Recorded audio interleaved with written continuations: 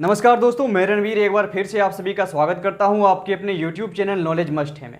दोस्तों, आज के इस वीडियो में हम जानने वाले हैं प्रमुख भारतीय राजवंश के बारे में, उनके संस्थापक और उनकी राजधानी के बारे में जानने वाले हैं। दोस्तों, आप किसी भी एग्जाम की तैयारी कर रहे हैं तो यह वीडियो आपके लिए बहुत ही हेल्पफुल होने वाली है, क्योंकि आपको पिछले कॉम्पिटिशन एग्जाम में देखने को मिला होगा, आपने प्रीवियस ईयर क्वेश्चन जब देखा होगा तो आपको वहाँ पे मिला होगा कहीं ना कहीं वहाँ पे एक दो क्वेश्चन ऐसा पूछा जाता है जो किसी राजवंश से संबंधित होता है। अगर हिस्ट्री का क्वेश्चन वहाँ पे पूछा जाता है तो हिस्ट्री के क्वेश्चन से आपको राजवंश से, उसके संस्थापक से और उसकी राजधानी से जुड़ा हुआ क्वेश्चन एक दो क्वेश्चन देखने को मिल ही जाता है। तो यह वीडियो आपके लिए बहुत ही हेल्पफुल होने वाली है। आपसे रिक्वेस्ट है कि आप अगर हमारे चैनल पर पहली बार विजिट किए हैं तो हमारे चैनल को सब्सक्राइब कर लीजिए। आपको यहाँ पे तरह तरह की एजुकेशनल वीडियोज आपकी कॉम्पिटिशन एग्जाम को बूस्ट करने के लिए लगातार मिलती रहेगी। चलिए दोस्तों, वीडियो में आगे बढ़ते हैं और सीधा मुद्दे पर आते हैं। सबसे पहले हम बात करेंगे हर्यक वंश की। तो हर्यक वंश के संस्थापक थे बिंबिसार। हर्यक वंश के संस्थापक थे बिंबिसार और हर्यक वंश की राजधानी थी राजगढ़ी।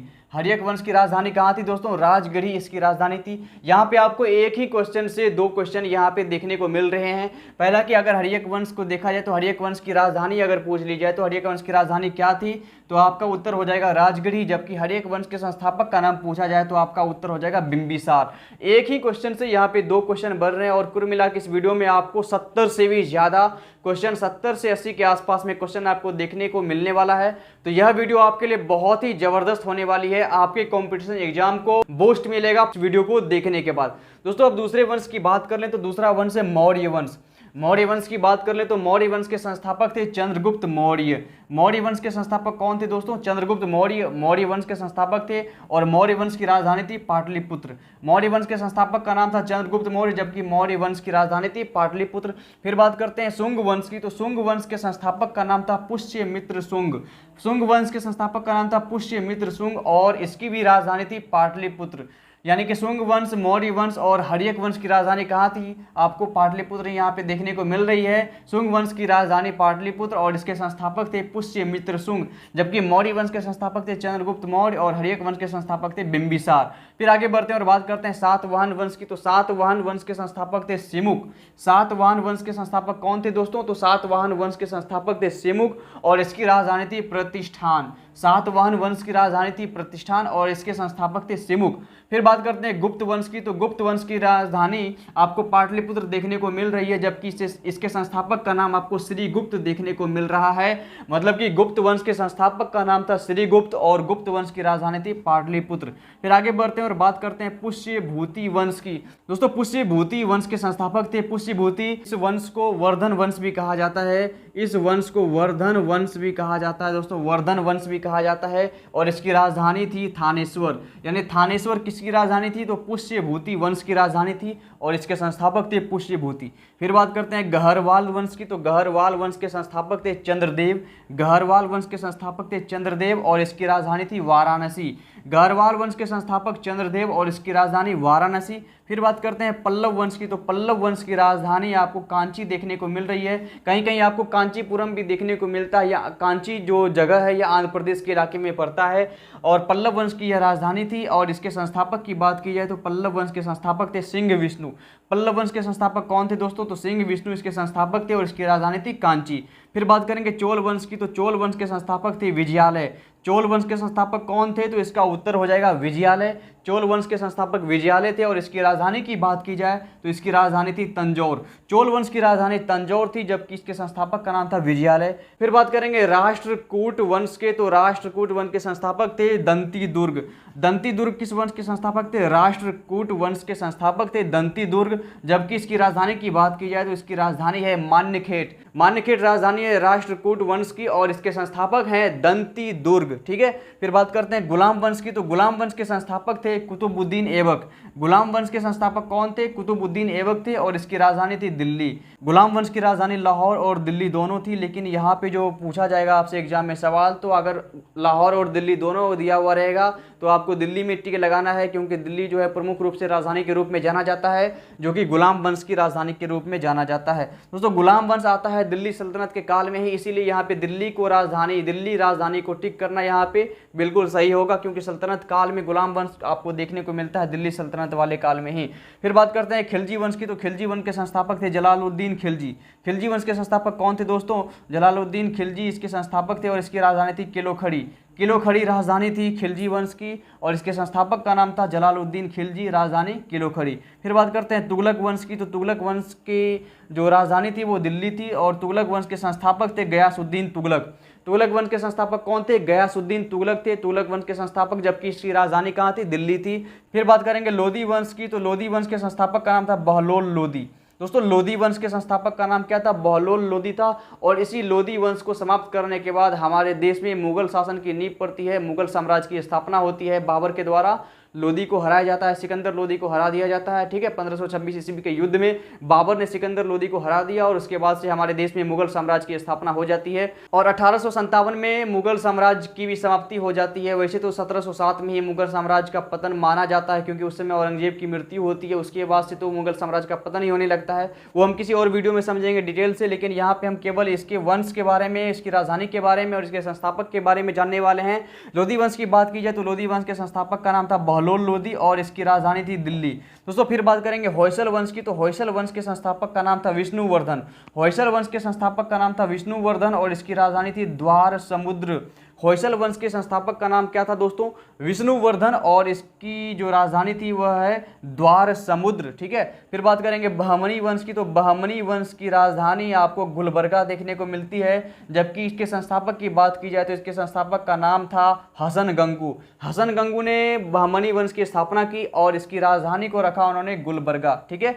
फिर बात करेंगे पाल वंश की, तो पाल वंश के संस्थापक थे गोपाल। गोपाल ने पाल वंश की स्थापना की। आपको याद करना बहुत ही आसान हो जाएगा, गोपाल में भी पाल लगा हुआ है और यहाँ भी पाल लगा हुआ है। तो पाल वंश के संस्थापक का नाम था गोपाल और इसकी राजधानी थी मुंगेर। मुंगेर राजधानी थी पाल वंश की। फिर बात करेंगे चौहान वंश की। चौहान वंश की बात की जाए तो दोस्तों चौहान वंश के संस्थापक का नाम है वासुदेव। चौहान वंश के संस्थापक का नाम है वासुदेव और चौहान वंश की राजधानी की बात की जाए तो इसकी राजधानी थी अजमेर। अजमेर जो कि राजस्थान में पड़ता है और इसके पहले आपने देखा पाल वंश के संस्थापक गोपाल जिसकी राजधानी मुंगेर थी, यह मुंगेर बिहार में पड़ता है और अजमेर राजस्थान में पड़ता है।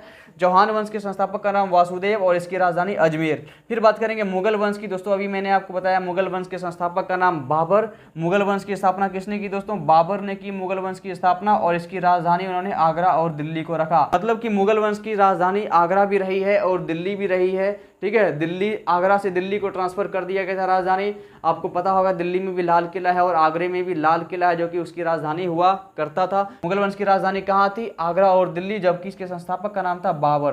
दोस्तों वीडियो में आगे बढ़ते हैं और बात करते हैं शिशुनाग वंश की। तो शिशुनाग वंश के संस्थापक का नाम था शिशुनाग। शिशुनाग वंश की स्थापना की थी शिशुनाग ने और इसकी राजधानी को उन्होंने रखा था वैशाली। यह वैशाली हमारे बिहार में ही पड़ता है। शिशुनाग वंश के संस्थापक कौन थे? शिशुनाग थे और इसकी राजधानी थी वैशाली। फिर बात करेंगे सालुक वंश की। तो सालुक वंश के संस्थापक का नाम था नरसिंह और इसकी राजधानी की बात की जाए तो इसकी राजधानी थी विजयनगर। सालुक वंश के संस्थापक का नाम था नरसिंह और इसकी राजधानी की बात की जाए तो इसकी राजधानी थी विजयनगर। फिर बात करेंगे तुलु वंश की। तो तुलु वंश के संस्थापक का नाम है वीर नरसिंह। तुलु वंश के संस्थापक का नाम है वीर नरसिंह और इसकी राजधानी है विजयनगर। दोस्तों तुलु वंश की राजधानी कहाँ है? विजयनगर है और इसके संस्थापक का नाम है वीर नरसिंह। फिर बात करेंगे भोंसले वंश की। तो भोंसले वंश के संस्थापक थे शिवाजी राजे, यानी शिवाजी महाराज, छत्रपति शिवाजी इसके संस्थापक थे और इसकी राजधानी थी रायगढ़। भोंसले वंश के संस्थापक शिवाजी और इसकी राजधानी रायगढ़। फिर बात करेंगे परमार वंश की। तो परमार वंश के संस्थापक का नाम था उपेंद्र। परमार वंश के संस्थापक का नाम था उपेंद्र और इसकी राजधानी थी धारा नगरी। परमार वंश के संस्थापक का नाम उपेंद्र था और इसकी राजधानी थी धारा नगरी।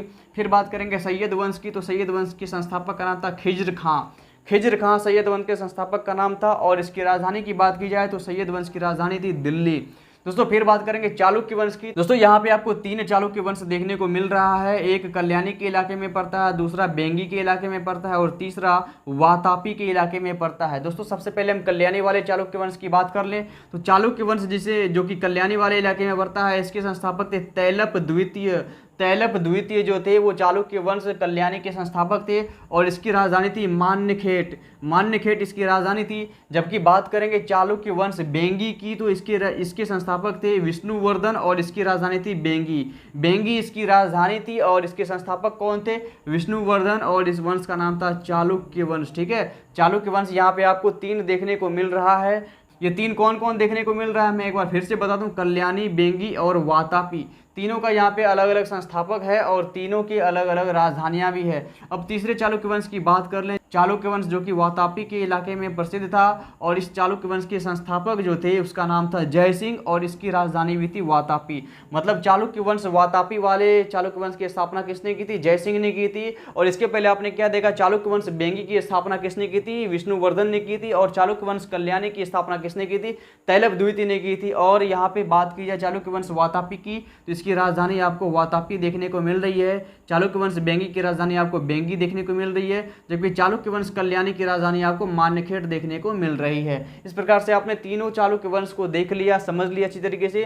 फिर बात करेंगे हून वंश की। तो हून वंश के संस्थापक का नाम था तोरमान।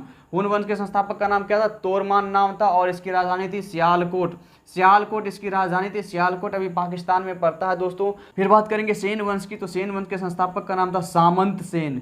सेन वंश के संस्थापक का नाम था सामंत सेन और इसकी राजधानी की बात की जाए तो राजधानी इसकी थी लखनऊती। दोस्तों सेन वंश बंगाल का एक वंश था जिसकी राजधानी आपको लखनऊती देखने को मिल रही है और इसके संस्थापक का नाम है सामंत सेन। फिर बात करेंगे गुर्जर प्रतिहार वंश की। तो गुर्जर प्रतिहार वंश के जो संस्थापक है उसका नाम था नागभट्ट। गुर्जर प्रतिहार वंश के संस्थापक का नाम था नागभट्ट और इसकी राजधानी थी कन्नौज। गुर्जर प्रतिहार वंश के संस्थापक का नाम नागभट्ट है और इसकी राजधानी कन्नौज आपको देखने को मिल रही है।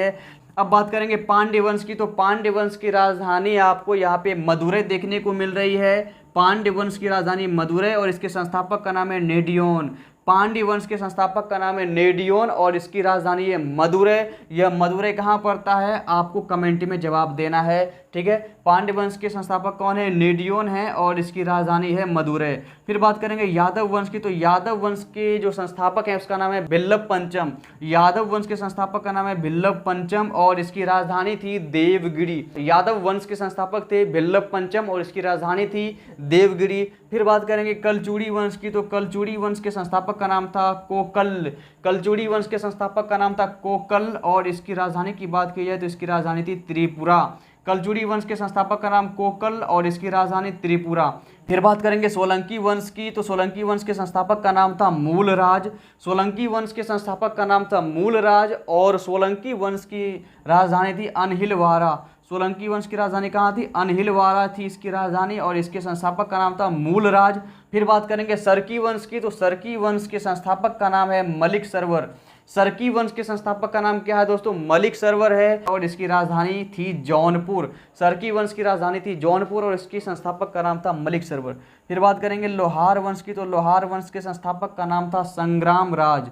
लोहार वंश के संस्थापक का नाम क्या था? संग्राम राज इसका नाम था और इसकी राजधानी थी श्रीनगर। लोहार वंश की राजधानी आपको श्रीनगर देखने को मिल रही है जबकि इसके संस्थापक का नाम आपको संग्राम राज देखने को मिल रहा है। दोस्तों बात करेंगे कुषाण वंश की। तो कुषाण वंश के संस्थापक का नाम था कुजल कड़फिसेस। दोस्तों कुषाण वंश के संस्थापक का नाम था कुजल कड़फिसेस और इसकी राजधानी थी पुरुषपुर। पुरुषपुर जिसे कि अभी पेशावर के नाम से जाना जाता है और यह इलाका अभी पाकिस्तान में पड़ता है। कुषाण वंश के संस्थापक का क्या नाम था? कुजल कड़फिसेस और इसकी राजधानी थी पुरुषपुर यानी कि पेशावर। दोस्तों इस प्रकार से हमने प्रमुख भारतीय राजवंश के नाम जान लिए हैं, उनकी राजधानियों के नाम जान लिए हैं और उन राजवंशों की स्थापना किसने की थी उसके भी नाम जान लिए हैं। यह वीडियो आपके लिए किसी भी एग्जाम के दृष्टिकोण से बहुत ही महत्वपूर्ण होने वाला है। दोस्तों आई होप कि वीडियो आपको अच्छी लगी होगी। वीडियो अच्छी लगी है तो लाइक, कमेंट और शेयर कीजिए और अभी तक हमारे चैनल को आपने सब्सक्राइब नहीं किया है तो हमारे चैनल को सब्सक्राइब भी कर दीजिए। फिर मिलेंगे एक नए वीडियो में, तब तक के लिए जय हिंद, वंदे मातरम।